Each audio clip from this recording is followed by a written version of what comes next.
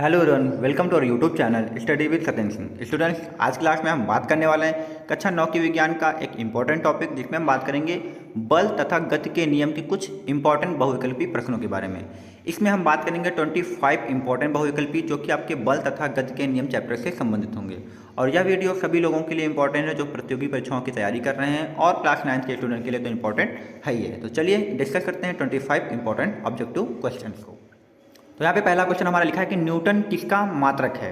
तो न्यूटन जो आपका है वो बल का मात्रक है। ऑप्शन नंबर ए आपका बिल्कुल राइट हो जाएगा। और आपको बता दें कि न्यूटन ने जो बल का मात्रक दिया था उसके लिए उन्होंने एक सूत्र भी दिया था, F बराबर m इंटू ए, ये सूत्र दिया था। और इसी से बताया था कि जो न्यूटन है वो बल का मात्रक है। तो ध्यान रखना है, न्यूटन जो है आपका किसका मात्रक है, न्यूटन आपका बल का मात्रक है। और यहाँ पे F बराबर m a एक सूत्र दिया था जिसमें आपका m द्रव्यमान है और a आपका यहाँ पे वस्तु का त्वरण हो जाएगा। ठीक है, तो याद रखना है न्यूटन आपका किसका मात्रक है, तो आपका बल का मात्रक है। ऑप्शन नंबर ए बिल्कुल राइट होगा।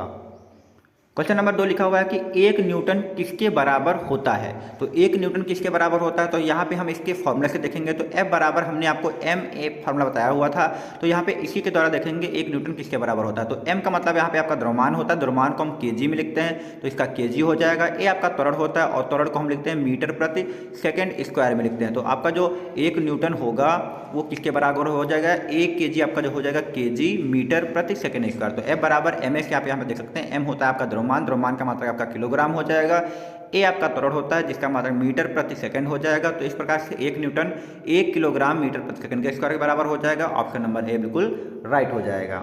क्वेश्चन नंबर 3 लिखा है कि जड़त्व का गुण होता है। तो जड़त्व का गुण जो आपका होता है वो प्रत्येक वस्तु में होता है, यानी कोई वस्तु अगर रखी है तो उसमें स्थिति का जड़त्व होगा, कोई वस्तु गति कर रही है तो उसमें गति का जड़त्व होगा, और कोई वस्तु दिशा बदल रही है तो उसमें दिशा का जड़त्व होगा।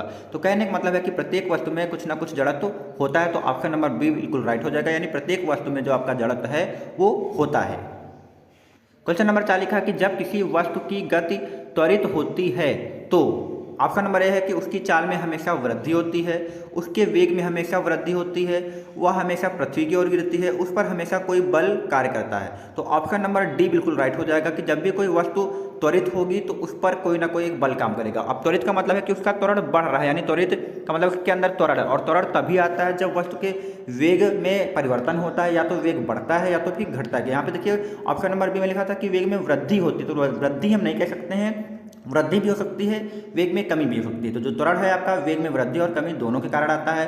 तो यहाँ पे ऑप्शन नंबर डी बिल्कुल सही होगा, क्योंकि हमने यहाँ पे पढ़ा हुआ कि जो बल होता है वो त्वरण के प्रपोजनल होता है। तो F प्रपोजनल A होता है, तो अगर आपका त्वरण होगा तो आपका बल जरूर लगेगा, तो बल होगा तो त्वरण जरूर आएगा। तो कहने का मतलब यही है कि अगर आपके पास त्वरण है तो आप पर उस पर बल जरूर लगेगा। तो ऑप्शन नंबर डी बिल्कुल राइट हो जाएगा।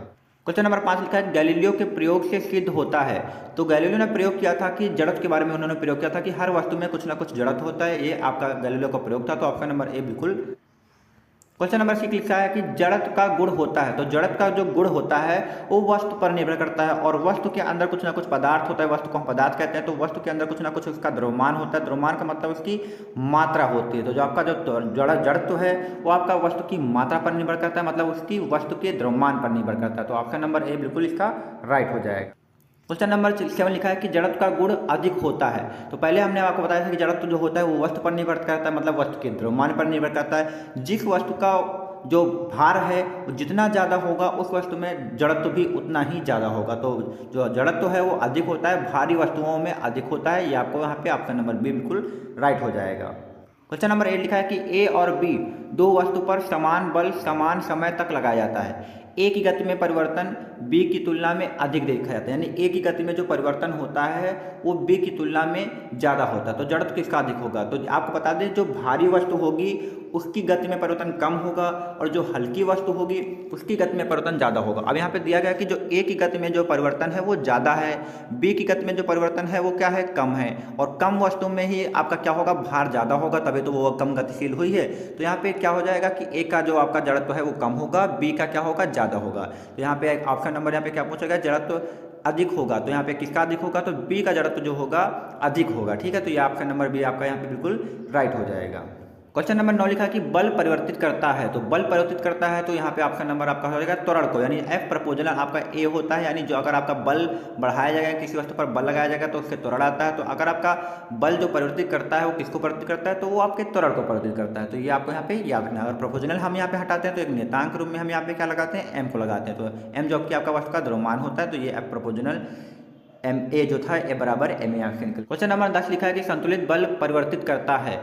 तो संतुलित बल जो होता है वो आपका क्या होता है, वस्तु की आकृति को परिवर्तित करता है। क्या करता है, संतुलित बल जो होता है वस्तु की आकृति को परिवर्तित करता है। ऑप्शन नंबर सी बिल्कुल राइट होगा इसका। क्वेश्चन नंबर 9 लिखा है कि न्यूटन के द्वितीय नियम से मिलता है। तो न्यूटन के जो द्वितीय नियम से मिलता है वो हमें मिलता है यहाँ पे बल का जो स्वरूप होता है यहाँ पे वो मिलता है, यानी बल का फॉर्मूला क्या है, यानी बल के मापने का तरीका। यहाँ पे ऑप्शन नंबर यहाँ पे सॉरी बी सही होगा, बल के मापने का तरीका मिल जाता है, यानी एफ बराबर हमें यहाँ से एम इंटू ए ये आपका फार्मूला मिल जाता है। इसी से हमें यहाँ पे बताते हैं कि न्यूटन का द्वितीय नियम से हमें बल के मापने का तरीका मिल जाता है। तो ऑप्शन नंबर बी बिल्कुल इसका राइट होगा।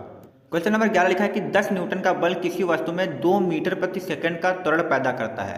तो वस्तु की मात्रा का मतलब इसका द्रव्यमान बताना। तो फॉर्मूला आपका पता है, एफ बराबर क्या होता है, एम इंटू ए होता है। और यहाँ पे 10 न्यूटन का मतलब ये आपका क्या दिया है, ये एफ दिया हुआ है। 2 मीटर प्रति सेकंड का त्वरण मतलब ये आपका ए दिया है। तो हम यहाँ पर अगर एफ की वैल्यू क्या रखते हैं, यहाँ पे 10 रखते हैं, बराबर में आपका क्या रहेगा, एम रहेगा। और ए की वैल्यू हम यहाँ पे क्या रखेंगे, 2 रखेंगे। ये जो 2 गुणे में आपका है ये आपका 10 के बटे में आ जाएगा, उधर हमारा क्या बचेगा, एम बचेगा। और हम 2 को 10 से डिवाइड करेंगे तो हमारा कितना आ जाएगा, 5 आ जाएगा। तो जो हमारा एम निकल के आएगा वो कितना निकल के आ जाएगा, 5 निकल के आ जाएगा। यही हमारा द्रव्यमान होगा और यही हमारी क्या हो जाएगी, मात्रा हो जाएगी। तो ऑप्शन नंबर बी इसका राइट होगा। एफ बराबर एम ए का फॉर्मूला लगाकर आप इसका आंसर निकाल सकते हैं। क्वेश्चन नंबर 12 लिखा है कि जब किसी वस्तु पर कोई बाह्य बल लगता है तब वह बल की दिशा में त्वरित हो जाता है। इस प्रकार उत्पन्न त्वरण वस्तु पर लगे बल के समानुपाती होता है। तो हमने आपको बताया था कि जब भी कोई वस्तु पर आप बाह्य बल लगाएंगे तो उसमें क्या होता है, वह वस्तु त्वरित हो जाती है। और त्वरित हो जाती है तो जो बल होता है वो आपका क्या होता है, त्वरण के अनुक्रमानुपाती या समानुपाती कहते हैं। तो जो बल होगा वो त्वरण के क्या होगा, समानुपाती होगा। तो लिखा है त्वरण पर लगे बल के समानुपाती। तो यही आपका सही रहेगा, जो त्वरण होगा वो बल के क्या होगा, समानुपाती हो जाएगा। ऑप्शन नंबर ए बिल्कुल इसका राइट हो जाएगा। क्वेश्चन नंबर 13 लिखा है कि किसी m द्रव्यमान की वस्तु जिसका वेग v है तो उसका संवेग क्या होगा। तो दोस्तों आपको बता दें, जो संवेग होता है उसे हम p से लिखते हैं और संवेग का जो फॉर्मूला होता है वो द्रव्यमान और वेग के गुणनफल के बराबर होता है। तो द्रव्यमान आपका m है और वेग आपका v है, तो इन दोनों के गुणनफल के बराबर आपका संवेग होगा, p बराबर mv हो जाएगा। और इसका मात्रक जो होता है m से यहाँ पे आपका kg हो जाएगा और जो वेग होता है इसे आपका हो जाएगा मीटर प्रति सेकेंड। तो जो संवेग का मात्रक है वो किलोग्राम मीटर प्रति सेकेंड होता है। ये भी आपको यहाँ पे एक एक्स्ट्रा पॉइंट याद रखना है। तो आपका ऑप्शन नंबर डी बिल्कुल सही होगा, पी बराबर आपका एम यहाँ पे सूत्र हो जाएगा। क्वेश्चन नंबर 14 लिखा हुआ है कि किसी पिंड का वेग आधा करने से उसका संवेग हो जाता है। तो कहने का मतलब है कि अगर हम किसी पिंड का वेग आधा कर दें तो उसका संवेग क्या होगा। तो संवेग का जो फॉर्मूला होता है वो p बराबर m इंटू वी होता है। मान लेते हैं अगर किसी वस्तु का वेग जो है v है तो इस वक्त संवेग कितना है, p है। अगर हम इसी वेग को क्या कर दें, आधा कर दें, यानी क्या कर दें, इसको v/2 कर दें, तब हमारा संवेग कितना होगा। तो यहाँ पे देखिए पहली कंडीशन के यहाँ तो हमारा संवेग कुछ ना कुछ बदलेगा, तो इसको मान लेते हैं जो हमारा p है वो p डैश हो जाएगा।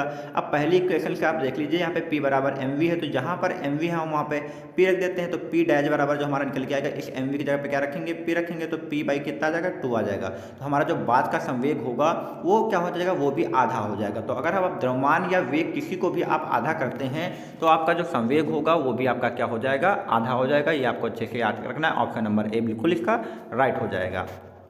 क्वेश्चन नंबर 15 लिखा कि जिस गुण के कारण कोई पिंड अपने विराम की अवस्था को बनाए रखता है उसे कहते हैं। तो अगर कोई पिंड अपनी विराम की अवस्था को बनाए है या कोई पिंड अपनी गति की अवस्था को बनाए है तो उसे हम जड़त्व कहते हैं। ध्यान रखना, अगर कोई वस्तु विराम अवस्था में है तो वो विराम में ही रहना चाहती है, अगर कोई वस्तु गति अवस्था में तो वो गति अवस्था में ही रह जाती है जब तक उस पर कोई बाह्य बल न लगाया जाए। तो ये आपका जड़त्व का नियम है जो कि मैंने आपको अच्छे से वीडियो में बताया हुआ था। आप जाके प्ले लिस्ट से क्लास 9 की साइंस का आप चैप्टर बल तथा गति को देख सकते हैं, वहाँ पे आपको पूरा एक्सप्लेनेशन मिल जाएगा।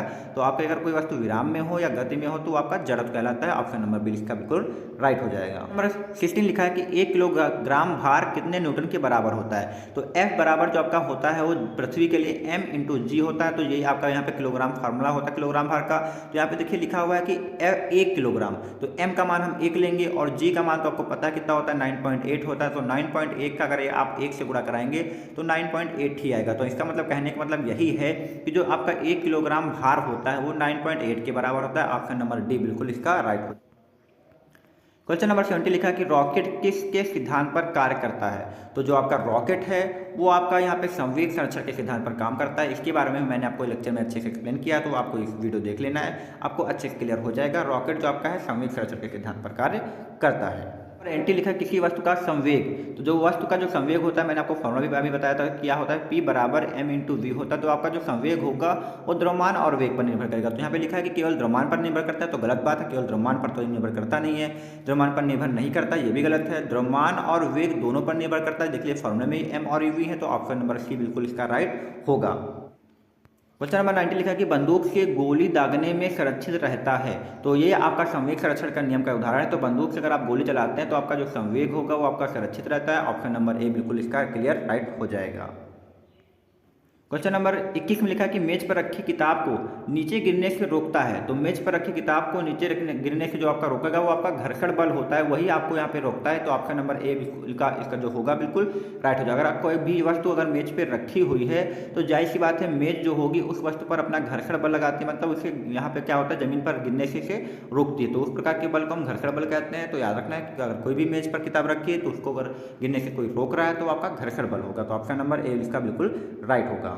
क्वेश्चन नंबर 21 यहाँ पे 22 होगा, यहाँ पे 21 दो बार आ चुका है। तो संवेग परिवर्तन समानुपाती होता है। तो आपको याद रखना है जो संवेग परिवर्तन होता है वो बल तथा समांतराल टी के गुणनफल के जो होता है समानुपाती होता है। मैंने बताया कि संवेग परिवर्तन को हम डेल्टा पी से दिखाएंगे, ये समानुपाती होता है एफ के और टी के, यानी एफ इंटू टी के जो होता है संवेग परिवर्तन जो होता है समानुपाती होता है। ये न्यूटन के द्वितीय नियम से आपका यहाँ पे फॉर्मूला निकल के आता है। तो ये भी आपका यहाँ पे एग्जाम में काफ़ी इंपॉर्टेंट रहेगा, इसको याद रखिए। मैंने इसके बारे में आपको अच्छे से समझाया हुआ है। तो न्यूटन के आप नियम देखेंगे तो वहाँ पे आपको पता चलेगा कि आपका द्वितीय नियम से यहाँ पे निकल के आया हुआ है। तो ऑप्शन नंबर सी इसका बिल्कुल राइट हो जाएगा। नंबर 22 लिखा है कि गोली दागते समय बंदूक को रखना चाहिए। तो गोली दागते समय हमें बंदूक को कंधे पर रखना चाहिए। अगर आप कंधे पर नहीं रखते हैं तो बंदूक जो होती है गोली चलाते समय उसका जो हिस्सा हत्था होता है वो पीछे की ओर आता है, इससे आपको चोट लग सकती है। तो इसलिए आपको क्या करना है, इसे कंधे से सटा कर रखना है। ऑप्शन नंबर बी इसका बिल्कुल राइट हो जाएगा। और ये आपका संवेग संरक्षण के नियम पर कार्य करता है, ठीक है। तो ये आपको अच्छे से याद रखना है। नंबर 30 लिखा है कि m1u1 प्लस m2u2 बराबर m1v1 प्लस m2v2 गणितीय रूप है